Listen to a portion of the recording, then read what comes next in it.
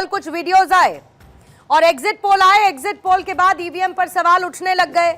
अब ये आप कह रहे हैं कि क्योंकि टीएमसी हारने वाली है इसीलिए पहले से ही हार का एक नैरेटिव सेट किया जा रहा है, तो क्या ये प्री रिजल्ट नैरेटिव पुश है टीएमसी की तरफ से, या वाकई में उनको कुछ गड़बड़ी दिख रही है जिसके बाद उनका लोकतांत्रिक अधिकार है, सवाल वो उठाएंगे और सवाल चुनाव आयोग से भी पूछे जाएंगे और बीजेपी पर भी सवाल उठाए जाएंगे, उन पर आरोप लगाए जाएंगे। रवि त्रिपाठी जी, बिल्कुल सही आपने कहा कि उनका लोकतांत्रिक अधिकार है कि उनको सवाल उठाना चाहिए और सवाल का जवाब भी मिलना चाहिए, और सवाल का जवाब जब मिल गया तो रात में वो लोग घर भी चले गए। ये आप जानती हैं कि नहीं? सवाल उन्होंने उठाया, 2 घंटे तक बवाल किया, सवाल के साथ साथ बवाल भी किया, और बवाल के बाद जब उनको जवाब मिल गया कि ये चीज कहीं गड़बड़ी नहीं हुई है, क्योंकि पोस्टल बैलेट को अलग से गिनती करके रखा जाता है, उसका नॉर्मल प्रोसेस चल रहा था, तो चुनाव आयोग अपना प्रोसेस शुरू से करता। मैंने 17 साल चुनाव आयोग कवर किया है और ईवीएम को लेकर कई सारे मामले आए हैं, 1-2 मामले नहीं आए, हर चुनाव पे ईवीएम एक इशू बनता है। और ईवीएम को लेकर चुनाव आयोग ने चैलेंज किया था, आम आदमी पार्टी हो, कांग्रेस हो, टीएमसी हो, डीएमके हो, और उनको बुलाया था इसी कॉन्स्टिट्यूशन क्लब में जो दिल्ली में। कोई चैलेंज को एक्सेप्ट नहीं किया कि हम उसको प्रूफ करके उसको गलत करके साबित करके बता सकते हैं, लेकिन बार बार वो इशू आता है। अब ईवीएम हट गया तो एसआईआर इशू आ गया है। पूरे महाराष्ट्र चुनाव में आपको आश्चर्य होगा बताना चाहता हूं, ईवीएम तो अभी जिंदा है। पूरे महाराष्ट्र चुनाव में राहुल गांधी लगातार शिकायत करते रहे कि 70 लाख, 60 लाख, 65 लाख वोटर जरूर गड़बड़ किया गया, और शिकायत आई तो कितनी? सिर्फ एक। हमने सीईसी से पूछा था कि कितनी शिकायतें आई, तो बोला सिर्फ एक शिकायत आई है पूरे महाराष्ट्र चुनाव की तरफ से। तो एक आरोप लगाना और कहीं ना कहीं अपने हार का ठीकरा फोड़ने वाली बात आप कह सकती हैं, क्योंकि आप जानती हैं, और ऐसा भी हुआ है कि कई बार लोग आरोप लगाए और यही जीत गए। कर्नाटक चुनाव 2018 का एग्जांपल मैं आपको बताना चाहूंगा। 2018 के कर्नाटक चुनाव में काउंटिंग शुरू हुई, शुरुआती दौर में लग रहा था बीजेपी बढ़त बना रही है। कांग्रेस पार्टी के 2 महासचिव शकील अहमद और मोहन प्रकाश, दोनों ने ईवीएम पर राग छेड़ दिया, और फाइनली बाद में हुआ कि कांग्रेस को ज्यादा सीटें आई, कांग्रेस की सरकार बनी, गुलाम नबी आजाद को जल्दी भेजा गया, फिर उन्होंने विड्रॉ किया अपने बयान को। तो जल्दबाजी में भी ये लोग बयान देते हैं। मुझे अहमद पटेल का राज्यसभा चुनाव भी याद है 2017 का, जिस राज्यसभा चुनाव में अहमद पटेल रात में 1:30 बजे डिक्लेयर किए गए थे जीते हुए। उसमें इन्होंने सत्यमेव जयते से लेकर चुनाव आयोग की जितनी तारीफ करनी है उतनी तारीफ की थी, नहीं कांग्रेस के लोगों ने, टीएमसी के लोगों ने। लेकिन जब ये हारने लगते हैं तो आप चुनाव आयोग पे फोड़ देते हैं, और जीत जाते हैं तो चुनाव आयोग आपने कहा शुरुआती लाइन में ही कि ये थे वहां पर इनको, लेकिन कल जवाब मिल गया और जवाब मिलने के बाद फिर ये घर भी चले गए कि कोई गड़बड़ी नहीं है। ऐसा है क्या एहतेशामुल हक साहब कि आपको कल रात में जवाब मिल गया, आपने ये मान लिया कि कोई गड़बड़ी नहीं है और फिर उसके बाद आप लोग घर चले गए? इसके साथ एड ऑन क्वेश्चन कर देती हूं कि कल आपने वीडियो जारी किया, मुझे एग्जैक्ट बताइएगा कि टीएमसी को उसमें क्या गड़बड़ी नजर आई?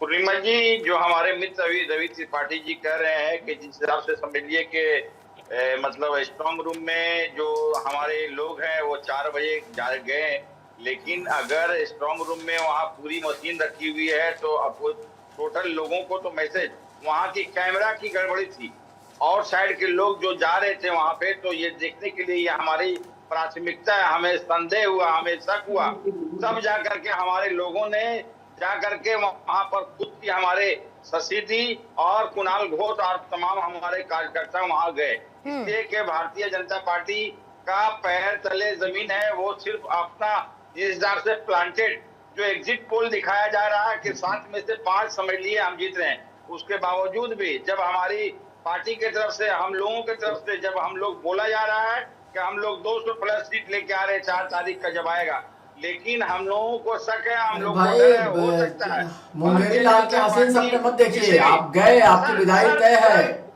सर आप बोल लेते, मैं खामोश था सर, धैर्य रखिए सर, मैं यहाँ पर कोई युद्ध नहीं, यहाँ पर डिस्कशन चुप हो गया भाई साहब, बोलिए।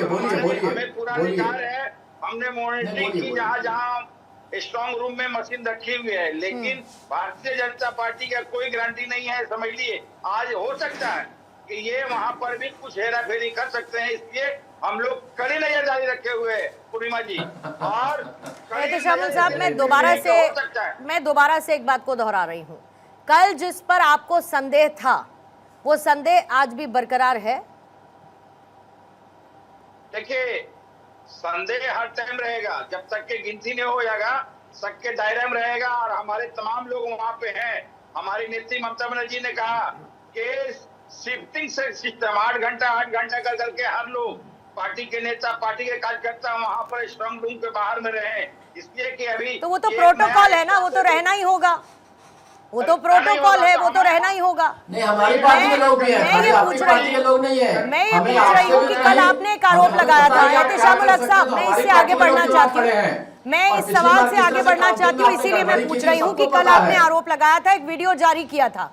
मैं अभी भी पूछ रही हूँ कि टीएमसी ये कह रही है कि उधर जो ईवीएम स्ट्रांग रूम था वहां पर आपको जो गड़बड़ी दिखी, आज भी आप ये कह रहे हैं वो गड़बड़ी थी या आपको क्लैरिफिकेशन मिल चुका है?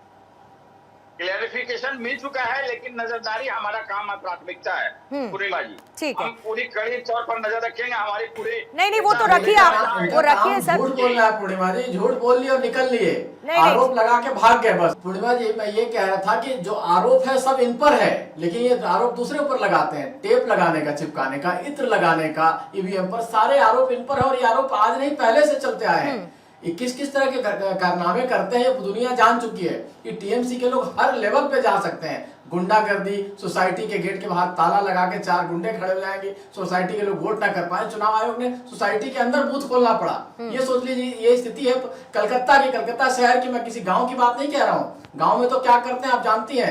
इत्र लगाने की घटना जो है, ये पहले आपने कभी सुना होगा क्या कि ईवीएम पे इत्र लगाया जाता है ताकि जो आदमी वोट देकर आए तो उसको चेक किया जाए कि इसने किसको वोट डाला है, और उसके बाद उसके साथ क्या सलीका अपनाया जाता है, मारपीट, गुंडागर्दी। 2021 का चुनाव याद कीजिए, चुनाव का रिजल्ट आया 2 तारीख को, और 5 तारीख को ममता बनर्जी ने ओथ लिया है। उस 3 दिन में 58 लोगों की मौत हुई है, और कितने रेप हुए हैं और कितना गुंडागर्दी इन लोगों ने किया है, इसका कोई अंदाजा नहीं लगाया जा सकता है। किस तरह का डर का माहौल है बंगाल में। मैं 2.5 महीने रह के आ रहा हूँ, पौने 3 महीने।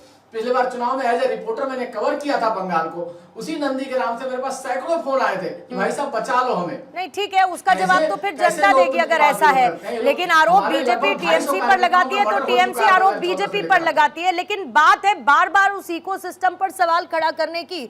और ईशान, क्या एक तरीके का पैटर्न नहीं डेवलप हो गया है ईवीएम डाउट इकोसिस्टम को पैदा करना? अभी अभी आपने एहतेशामुल हक को सुना, उन्होंने कहा कि हमको अब क्लैरिफिकेशन मिल चुका है, लेकिन पूरा का पूरा मिडनाइट सियासी ड्रामा, कैमरे के सामने बताओ कि नहीं, पूरा सिस्टम देखिए कैसे हैक हो चुका है, कितनी बड़ी गड़बड़ी हो रही है। तो आखिर कब तक इस ईवीएम इकोसिस्टम पर डाउट क्रिएट करने की कोशिश विपक्ष करेगा? देखिए पूर्णिमा जी, इस बात में कोई संशय नहीं है। पहले बात तो अभी रवि त्रिपाठी जी कह रहे थे, बड़े पत्रकार भी रहे हैं, मेरे जानकार भी हैं, कह रहे थे कि भाई टीएमसी वाले गुंडागर्दी करते हैं, उतनी ही गुंडागर्दी भारतीय जनता पार्टी वाले भी करते हैं।